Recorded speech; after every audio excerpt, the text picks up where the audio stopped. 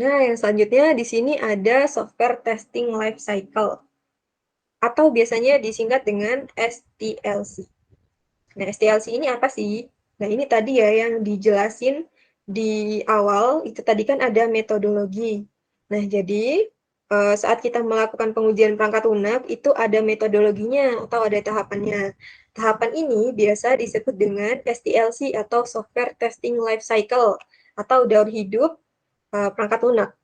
Nah, jadi apa aja sih metodologi atau tahapan yang ada ketika kita hendak melakukan pengujian terhadap perangkat lunak? Yang pertama, itu ada requirement analysis. Yang kedua ada test planning. Yang ketiga test case development. Yang keempat ada test execution. Dan yang kelima ada test cycle closure. Penjelasannya bagaimana ya? Ini dia. Yang pertama, itu ada requirement analysis, di mana pada tahap ini kita melakukan analisis software requirement dari stakeholder. Nah, jadi seperti yang udah dijelaskan sebelumnya, software requirement ini adalah ketentuan dari aplikasinya. Jadi kita menganalisis bagaimana fitur itu berjalan seharusnya. Jadi kayak tadi ya yang login itu, misalnya fitur login ini harusnya bisa login ke aplikasi kalau misalnya password dan username-nya itu benar. Kalau misal nggak benar, nggak bisa login. Nah, itu contoh dari software requirement atau ketentuan dari perangkat lunak. Nah, terus di sini stakeholder ini apa sih yang dimaksud dengan stakeholder? Nah, jadi stakeholder ini adalah pemilik atau pemangku aplikasi. Kalau misalnya tadi dijelasin ada Suncorp Bank, terus ada pemilik dari aplikasi Suncorp Bank yang dia ini membuat aplikasi di developer. Nah, si pemilik Suncorp Bank ini disebut dengan stakeholder. Jadi dia yang menentukan dia pengen aplikasi Suncorp Bank ini punya fitur apa aja ya. Kemudian dia ini pengen fitur loginnya seperti apa, yang lainnya seperti apa, ada pembayaran apa aja dan lain sebagainya gitu. Dia yang menentukan karena dia yang pemilik aplikasinya gitu. Jadi si developer membuat aplikasi sesuai dengan keinginan dari stakeholdernya. Kalaupun keinginan dari stakeholder ini ada yang aneh-aneh atau mungkin sama developer ini nggak bisa dipenuhi ya, karena nggak bisa dipenuhinya ini dalam tanda kutip logiknya kurang pas gitu dari sisi informatika atau dari sisi developer di bidang codingnya gitu. Nah, nanti si developer bisa sampaikan ke si stakeholdernya, memberikan saran dengan bicara baik-baik. Dan yang kedua, ada tahapan test planning atau perencanaan ya, planning. Ini adalah melakukan perencanaan untuk pengujian software. Jadi perencanaan ini ya tadi yang dijelasin sebelumnya juga, itu ada perencanaan terkait dengan pengujiannya mau dilakuin pakai tools apa, mau secara otomatis atau manual, kemudian dia ini dilakukan di sistem operasi apa, apakah Windows, Linux, dan lain sebagainya. Kemudian teknik yang dipakai untuk menemukan bug itu teknik apa aja, black box atau white box. Tuh. Kemudian yang ketiga ada test case development atau membangun test case. Ini adalah tahapan untuk membuat test case yang akan digunakan pada saat melakukan pengujian perangkat lunak. Nah, jadi test case itu adalah bahasa Indonesianya kan butir uji ya. Nah, butir uji ini merupakan tahapan atau apa ya nyebutnya?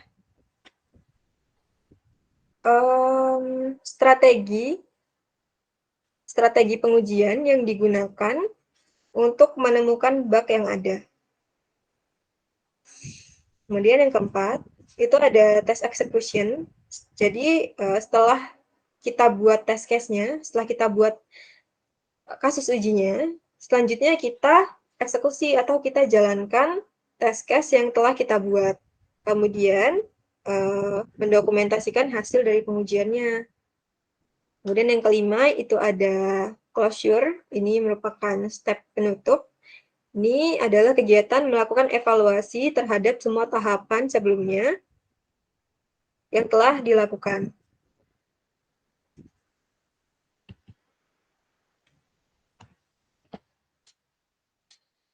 Nah, jadi di sini ada contoh studi kasus. Ini ada software requirement. Software requirement-nya di sini terkait dengan login. Jadi di sini login-nya itu ditentukan login dengan email dan password. Nah, kemudian ketentuannya atau software requirement-nya, yang pertama, email dan password-nya itu harus benar. Kemudian yang kedua, email dan password tidak boleh kosong. Nah, jadi ini yang SS-an ini merupakan testing documentation atau dokumentasi testing. Nah, ini. Jadi di tahap 4 ini kan ada mendokumentasikan hasil pengujian. Nah, jadi bentuk dari dokumentasi hasil pengujian itu adalah seperti ini. Ada test case ID, ada fitur, skenario, kemudian di sini ada test case yang tadi kita bahas, kemudian ada expected result, ada test step, actual result, dan ini ada keterangan pass or fail. Nah, kemudian dari software requirement yang ada, kita bisa melakukan pengujian terhadap fitur login. Nah, jadi tadi kan dijelasin, tujuan dari pengujian perangkat lunak adalah mengidentifikasi bug atau mencari kesalahan pada aplikasi. Gimana sih cara kita mencari kesalahan pada aplikasi? Yaitu adalah dengan membuat test case. Nah, jadi apakah test case itu dibuat serta-merta begitu aja tanpa ada ketentuannya? Salah, pasti ada ketentuannya. Nah, terus ketentuannya itu seperti apa dalam membuat test case? Jadi, ketentuan membuat test case atau kasus uji itu harus disesuaikan dengan software requirement yang ada. Nah, jadi di sini kan ada studi kasus login. Nah, ini, login tuh yang ini.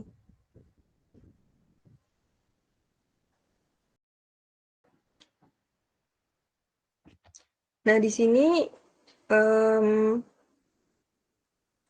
tadi kan udah dijelasin ketentuannya itu email dan passwordnya harus benar. Jadi kita bisa buat test case-nya atau kasus ujinya itu yang pertama, login menggunakan data yang valid. Data yang valid ini maksudnya adalah username dan passwordnya benar. Kemudian yang kedua, di sini kan ada ketentuan email dan passwordnya tidak boleh kosong. Nah, jadi kita bisa buat lagi di sini test case-nya login dengan mengosongkan email. Kenapa kok kita buat test case seperti itu? Ini tujuannya adalah memeriksa apakah fungsinya udah sesuai atau belum. Kalau misalkan dia emailnya kosong aja bisa login, berarti kan sistemnya masih ada yang salah, codingannya masih ada yang salah, berarti harus diperbaiki. Tuh. Kemudian di sini passwordnya tidak boleh kosong. Terus kita juga buat login menggunakan mengosongkan password.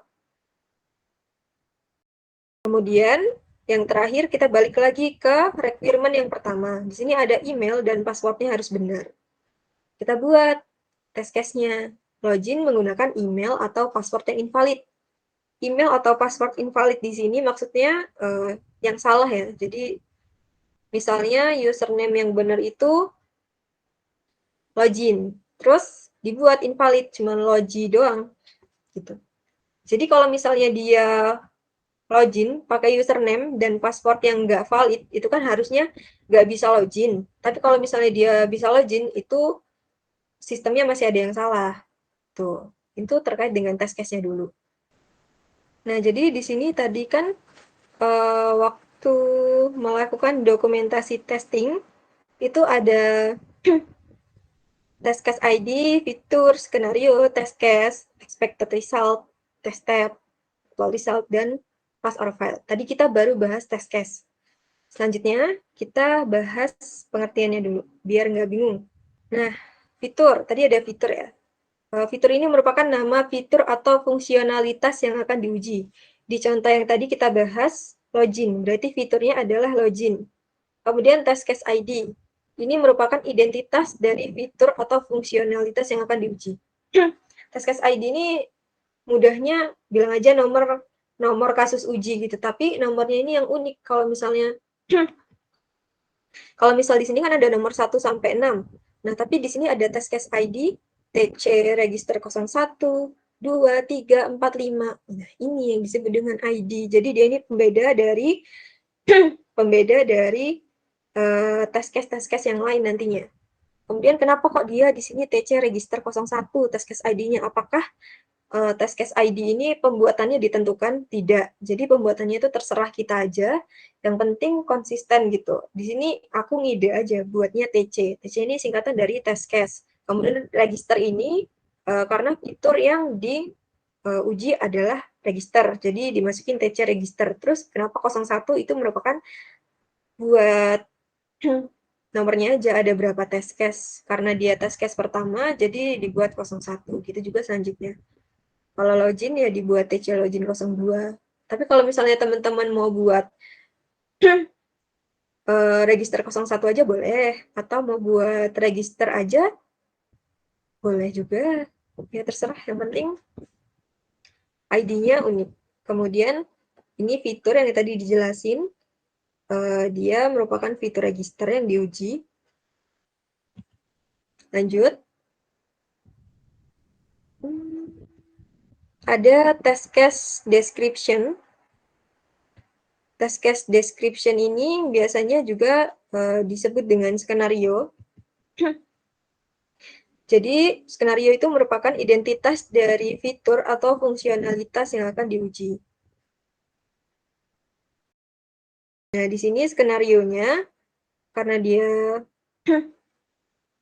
contohnya register, jadi skenarionya adalah sebagai seorang user, saya ingin melakukan register agar dapat memperoleh akun untuk login. Kemudian yang selanjutnya ada test step. Di sini test step ini udah kelihatan ya dari step yang artinya langkah-langkah. Jadi test step itu merupakan langkah-langkah yang harus dilakukan pada saat melakukan pengujian. Nah ini misalnya test case yang pertama tadi login menggunakan data yang valid. Nah test step-nya adalah yang pertama membuka website dan pilih halaman login. Yang kedua melakukan email dan password yang benar. Kemudian yang ketiga klik login.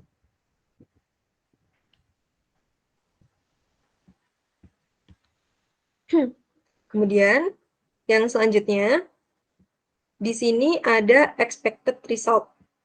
Nah, jadi expected result ini merupakan hasil yang diharapkan dari fitur atau fungsionalitas pada program yang diuji. Jadi harapan kita, ini harapan kita ya, harapan kita sebagai pengguna. Kalau misalnya kita login pakai data yang valid, itu expected result atau harapan kita, itu pastinya kita bisa berhasil melakukan login dan bisa masuk ke halaman dashboard. Lanjut. Ada actual result, di mana actual result ini merupakan hasil sebenarnya yang terjadi pada fitur atau fungsionalitas pada program yang diuji. Nah, jadi kalau misalnya tadi expected itu adalah harapan kita, kalau actual result itu adalah hasil nyata ketika kita melakukan pengujian. Jadi, misalnya nih kita menguji website Instagram. Kita mau login ke Instagram. Harapan kita kalau kita udah masukin email dan password yang benar kan kita bisa login ke dalam Instagramnya. Nah, ternyata ketika kita coba masukin dan email, beneran nih bisa masuk. Nah, jadi berarti itu aktual resultnya berhasil login ke dalam Instagram. Jadi dia sesuai aktual dan expected-nya. Nah, jadi seharusnya memang expected dan actual result itu sama. Jadi seperti ini contohnya. Di kasus login tadi, expected dan actual result-nya itu sama. Berhasil melakukan login dan masuk ke dalam halaman dashboard. Aktualnya, dia beneran bisa login. Nah, berarti kalau misalnya expected result dan actual result-nya ini sama, berarti sistemnya udah benar. Karena actual result-nya ini udah sesuai dengan expected-nya. Ingat ya, aktualnya yang sesuai dengan expected, bukan expected yang sesuai dengan aktual. Gitu. Kalau misal aktual dan expected-nya ini sama, berarti di sini keterangannya kita bisa tulis pas. Nah, jadi di sini ada pass or file. Jadi, pass di sini itu maksudnya adalah ketika pengujiannya itu berhasil, hasilnya benar, si aktualnya ini sesama dengan expected result, maka kita tulis pass karena pengujiannya berhasil. Benar nih, fiturnya udah sesuai dengan harapan pengguna, atau fiturnya ini udah sesuai dengan yang seharusnya. Seharusnya kan kalau udah masukin username dan password itu bisa login. Ternyata waktu kita uji beneran bisa masuk. Nah, jadi itu kita tulis pass. Nah, tapi kalau misalnya di sini expected-nya berhasil login, tapi aktualnya dia udah masukin username dan password yang valid, harusnya bisa login, ternyata kok waktu diklik login dia nggak bisa login, berarti itu ada kesalahan. Nah, kalau misalnya dia nggak sesuai, itu kita tulis file. File ini artinya gagal, jadi pengujiannya gagal. Tidak sesuai dengan yang diharapkan, atau hasilnya tidak sesuai dengan yang seharusnya gitu. Nah, ini ada contohnya yang file dari kasus register. Nah, jadi di sini ada skenarionya.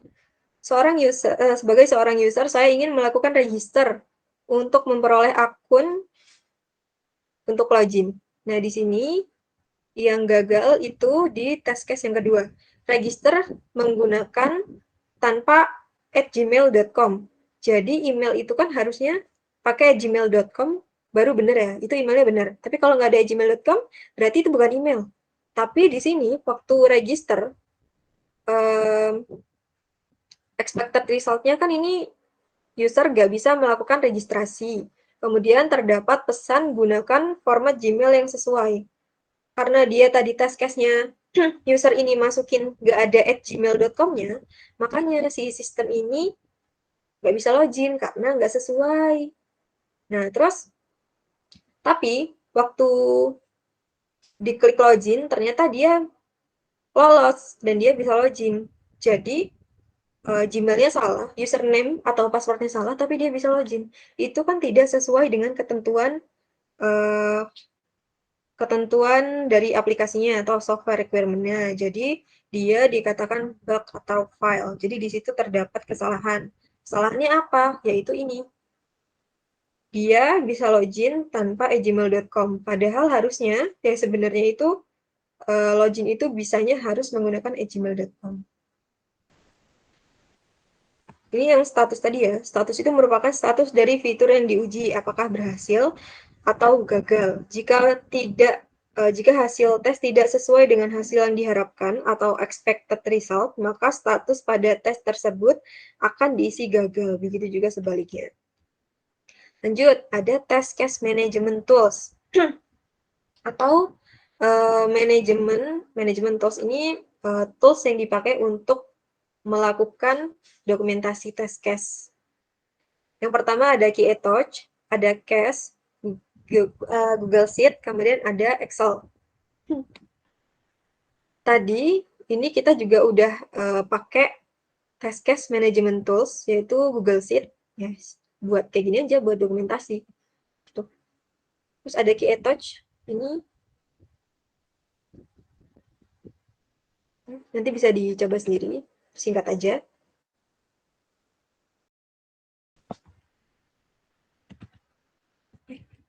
Nah, kemudian biasanya pengujian perangkat lunak itu bisa dilakukan di beberapa platform. Yang pertama itu bisa dilakukan untuk menguji website, API, mobile, atau mobile ini Android atau iOS, kemudian bisa juga desktop. Nah, terus ada permasalahan terkait dengan quality engineer. Ini banyaknya masih di Indonesia ya, kalau di luar mungkin udah banyak permasalahan ini nggak lagi ditemukan. Jadi permasalahannya adalah masih banyak perusahaan yang tidak menggunakan QA atau ya tidak menggunakan quality engineer atau QA, quality assurance. Alasannya itu mereka nggak pakai QA karena mahal. Memang QA itu mahal karena masih jarang yang menjadi QA. Kemudian QA ini mahal karena juga tools-tools yang dipakai oleh seorang QA itu kebanyakan berbayar. Jadi misalnya tools untuk tes performance tadi itu toolsnya berbayar. Kemudian untuk menguji non-fungsionalitas yang lain juga berbayar. Kemudian ada juga tools yang dipakai untuk melakukan pengujian fungsional, tapi secara otomatis itu juga toolsnya banyak yang berbayar. Nah, jadi itulah alasan kenapa si QA ini mahal, ya karena tools yang dipakai oleh QA juga ternyata mahal.